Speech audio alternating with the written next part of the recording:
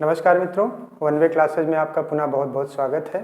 जैसा कि भूगोल की पिछली कक्षाओं में हम हिमालय का अध्ययन कर रहे थे, उसी क्रम में हम आज पूर्वी हिमालय का भाग देखेंगे कि पूर्वी हिमालय में कौन कौन से चोटियां पाई जाती हैं, किस तरह से उसका विभाजन किया गया है, कहाँ पर क्या उसकी विशेषता है एग्जाम की दृष्टि से, उसको देखते हैं। उसके बाद फिर हम देखेंगे कि हिमालय का प्रादेशिक विभाजन जो किया गया है वो किस प्रकार से किया गया है। तो आइए आज का टॉपिक शुरू करते हैं।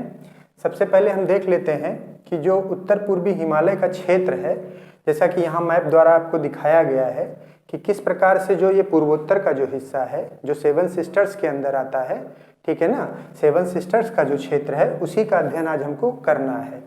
तो यहाँ पर अरुणाचल प्रदेश जो है, अरुणाचल प्रदेश का जो ये क्षेत्र है वहाँ पर 4 श्रेणियाँ पाई जाती हैं, मिसमी, अभोर, मिरी और डाफला। ठीक है, मिसमी, अभोर और मिरी डाफला कहाँ पाई जाती हैं?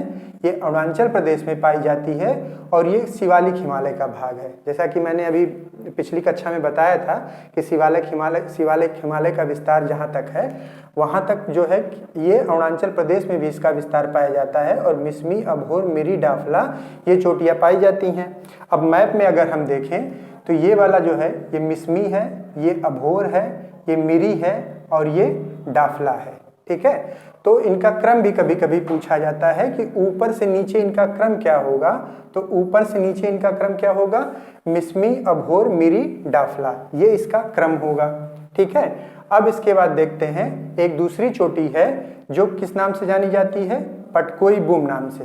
ये श्रेणी जो है आपकी, ये देख रहे हैं, ये पटकोई बुम नाम से जानी जाती है और ये अरुणाचल प्रदेश और नागालैंड की सीमा पर है। ये जो श्रेणी है यहीं पे अरुणाचल प्रदेश यहाँ आके मिलता है और यहाँ पर नागालैंड आके मिलता है। तो अरुणाचल प्रदेश और नागालैंड की सीमा पर कौन सा है? पटकोई बुम। आपसे एग्जाम में भी पूछा जाता रहा है कि पटकोई बुम का विस्तार क्षेत्र किन किन राज्यों में है? तो अरुणाचल प्रदेश और नागालैंड में। ठीक, इसके बाद अगली श्रेणी देखेंगे हम, ये नागा रेंज आती है। ठीक है, नागा रेंज कहाँ पर है? नागालैंड में है और इसकी सर्वोच्च चोटी माउंट सारामती है। ठीक, नागालैंड की जो सर्वोच्च चोटी है वो किस नाम से जानी जाती है? माउंट सारामती। तो माउंट सारामती कहाँ पर है? नागा रेंज की चोटी है, नागालैंड में है ये। ठीक है, इसके बाद जो है हम मणिपुर रेंज देखते हैं। ये हमारा मणिपुर रेंज है। मणिपुर रेंज जो है जैसा कि नाम से भी स्पष्ट है, मणिपुर रेंज, तो ये मणिपुर में है। यहीं पर जो है लोकटक झील पाई जाती है। ठीक, यहीं पर लोकटक झील पाई जाती है। लोकटक झील जो है ये देखिए अवस्थित है।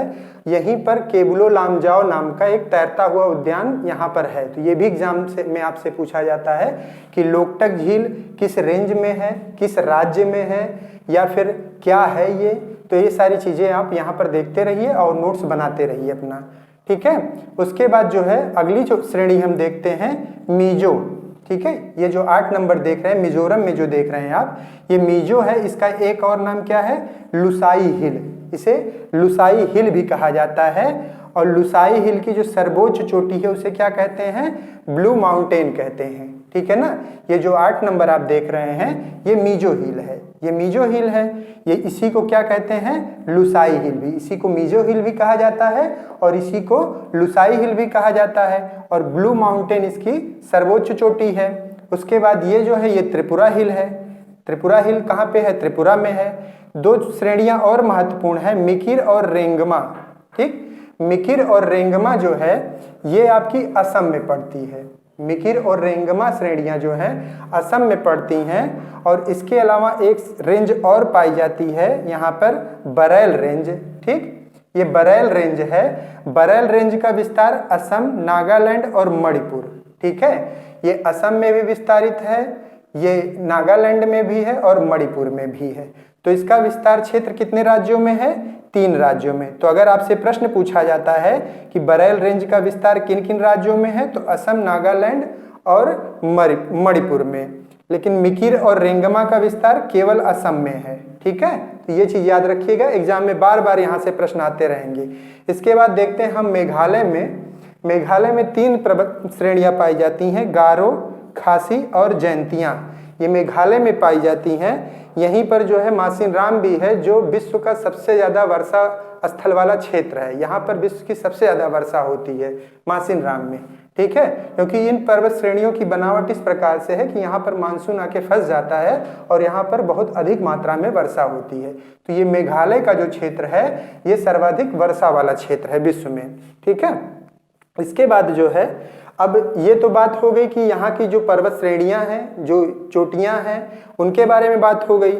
अब देख लेते हैं कि उत्तर पूर्व का जो क्षेत्र है, जो 7 सिस्टर्स हैं, उनमें दर्रे कौन कौन से पाए जाते हैं, ठीक है।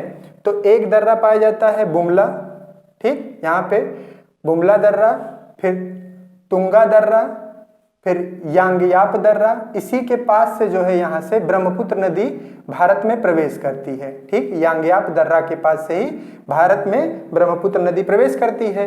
इसके बाद दिफू दर्रा, ठीक, पांगसाड़ दर्रा। ये जो दर्रे हैं बुमला, तुंगा, यांगयाप, दिफू और पांगसाड़, ये अरुणाचल प्रदेश के दर्रे हैं, ठीक। आपसे पूछा भी जाता रहा एग्जाम में कि कौन सा दर्रा किस राज्य का है, तो बुमला या बोमडिला, तुंगा, यांगयाप, दिफू दर्रा और पांगसाड़ दर्रा ये कहाँ का है, ये अरुणाचल प्रदेश का है, ठीक है ना। उसके बाद देखेंगे तुजू दर्रा, ठीक। तुजू दर्रा कहाँ पर है, ये तुजू दर्रा आपका पड़ेगा मणिपुर में, ठीक है। तुजू दर्रा कहाँ पर पड़ेगा, मणिपुर में पड़ेगा, ठीक। तो ये दर्रे याद रखिएगा, तुजू दर्रा मणिपुर में पड़ेगा, बाकी पांगसाड़, दिफू, यांगयाप, तुंगा और बुमला या बोमडिला ये अरुणाचल प्रदेश के दर्रे हैं, ठीक। अब इसके बाद जो है, ये तो जो उत्तर पूर्व का पर्वतीय क्षेत्र था उसके बारे में बात हो गई। अब इसके बाद हम देख लेते हैं कि जो हिमालय का प्रादेशिक विभाजन किया गया है वो किस प्रकार से किया गया है, ठीक है। तो हिमालय का प्रादेशिक विभाजन जो है वो नदियों के आधार पर किया गया है कि जो नदियां काटती हैं पर्वत श्रेणियों को, उनके बीच के क्षेत्र को ही उसके रूप में विभाजित किया गया है। तो आइए देख लेते हैं कि किन किन नदियों द्वारा वो क्षेत्र निर्धारित किया गया है और किन नदियों के बीच के क्षेत्र को क्या कहा जाता है।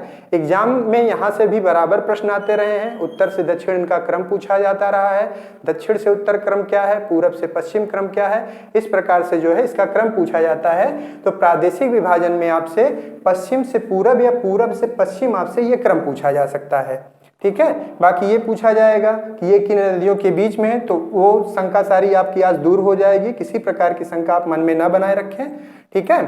तो सबसे पहले देखते हैं कि जो ये जो हमने लाइन खींची है ये हमारा हिमालय है, ठीक, ये हमारा हिमालय का क्षेत्र है और सिंधु नदी और सतलज नदी, ठीक। एक जो प्रादेशिक विभाजन है, एक विभाजन किसके द्वारा किया जा रहा है, सिंधु और सतलज के द्वारा किया जा रहा है। दूसरा विभाजन हमारा सतलज और काली के द्वारा किया जा रहा है, इतना क्षेत्र, ठीक। फिर काली और तिस्ता के द्वारा तीसरा विभाजन किया जा रहा है और तिस्ता और दिहांग के बीच जो है चौथा विभाजन किया जा रहा है। तो नदी भी याद रखिएगा कि सिंधु, सतलज, काली, तिस्ता, दिहांग, इन नदियों के द्वारा ही प्रादेशिक विभाजन किया गया है, ठीक है। अब सिंधु और सतलज का जो विभाजन है वो 560 किलोमीटर का है, ठीक। कितनी दूरी का है, 560 किलोमीटर का है। सतलज और काली का 320 किलोमीटर का। तो आपसे जैसे अगर प्रश्न भी पूछा जाता है कि हिमालय का जो प्रादेशिक विभाजन है वो किन नदियों का क्षेत्र सबसे कम है या किन नदियों के बीच का प्रादेशिक विभाजन सबसे कम है या सबसे अधिक है, तो सबसे कम किसका हो जाएगा, सतलज और काली के बीच का। काली और तिस्ता के बीच का सर्वाधिक हो जाएगा, ये कितना है, 800 किलोमीटर है। तिस्ता और दिहांग के बीच 720 किलोमीटर है। तो अगर आपसे क्रम भी पूछा जाता है तो सर्वाधिक ये हो जाएगा, दूसरे नंबर पर ये हो जाएगा, तीसरे पर ये हो जाएगा और चौथे पर ये हो जाएगा, ठीक है। तो इस प्रकार से इसका क्रम भी याद रखिएगा कि सबसे ज्यादा कौन सा है और सबसे कम कौन सा है, पूरब से पश्चिम कौन सा पड़ेगा और पश्चिम से पूरब कौन सा पड़ेगा। अब जो ये विभाजन किया गया है इनका नाम भी रखा गया है कि किन नामों से इनको जानते हैं हम। तो जो सिंधु और सतलज के बीच का विभाजन है उसको पंजाब, कश्मीर, हिमालय कहा जाता है, क्योंकि इसका जो विस्तार क्षेत्र है, जो राज्य इसके अंतर्गत आते हैं वो कश्मीर, पंजाब राज्य आता है। तो इसीलिए इसको जो है पंजाब, कश्मीर, हिमालय कहा गया। सतलज और काली के बीच का जो क्षेत्र है इसे कुमायूं हिमालय कहा गया। काली और तिस्ता के बीच को नेपाल हिमालय कहा गया। तिस्ता और दिहांग के बीच को क्या कहा गया, असम हिमालय कहा गया, ठीक है। तो अगर आपसे पूछा जाता है कि जो है जो इसका प्रादेशिक विभाजन है उनमें सबसे ज़्यादा विस्तार किसका है, तो नेपाल हिमालय का है। सबसे कम विस्तार किसका है, कुमायूं हिमालय का है। क्रम भी पूछता है अगर विस्तार को घटते क्रम में दिखाइए तो नेपाल हिमालय, फिर असम हिमालय, फिर पंजाब कश्मीर हिमालय, फिर कुमायूं हिमालय। तो इस प्रकार से जितने भी प्रकृति के प्रश्न आपके परीक्षा में आएंगे वो सारे प्रश्नों का जवाब आपको यहाँ से मिल जाएगा। ठीक है, तो आप फिर देख लेते हैं इसमें कि जो पंजाब कश्मीर हिमालय है यह सर्वाधिक औसत चौड़ाई यहाँ पर पाई जाती है। जो प्रादेशिक विभाजन किया गया है, अगर ये पूछा जाता है एग्जाम में कि प्रादेशिक विभाजन में सर्वाधिक चौड़ाई किस हिमालय की है, तो पंजाब कश्मीर हिमालय की चौड़ाई है, क्योंकि यहाँ पर हिमालय की चारों श्रेणियां पाई जाती हैं। ठीक, सर्वाधिक हिमनद कहाँ पाया जाता है, कुमायूं हिमालय में जो सतलज और काली के बीच में है। सर्वाधिक औसत ऊंचाई कहाँ पाई जाती है, नेपाल हिमालय में। जैसा कि पिछली कक्षा में हमने बताया था कि एवरेस्ट जो है विश्व का सबसे ऊंचा शिखर है, और ये कहाँ पाया जाता है, ये कहाँ पर अवस्थित है, हिमालय में जो नेपाल में पड़ता है। ठीक है, तो सर्वाधिक जो चोटियां यहाँ की सबसे ऊंची ऊंची चोटियां हैं वो लगभग सब नेपाल हिमालय में पाई जाती, इसीलिए सर्वाधिक औसत ऊंचाई यहाँ की सबसे ज्यादा हो जाएगी। और असम हिमालय जो है ये सर्वाधिक वर्षा वाला क्षेत्र हो जाता है, क्योंकि जैसा कि अभी बताया मैंने कि मेघालय का क्षेत्र यहीं पर है, और मासिन राम जो है जो विश्व का सर्वाधिक वर्षा वाला क्षेत्र है वो हमारे भारत में पाया जाता है, वो असम हिमालय के अंतर्गत आता है। तो सर्वाधिक वर्षा वाला क्षेत्र ये हो जाएगा। इस प्रकार से आप जो है देखेंगे कि उत्तर पूर्वी हिमालय और हिमालय का प्रादेशिक विभाजन किस प्रकार से किया गया है। इसको ऐसे ही मैप बना के अगर आप पढ़ेंगे तो एग्जाम में आपका कोई भी प्रश्न गलत नहीं होने पाएगा। इसको मैपिंग के थ्रू, एटलस के थ्रू पढ़ते रहिए, बराबर चैनल पर बने रहिए। चैनल को लाइक करिए, सब्सक्राइब करिए। धन्यवाद।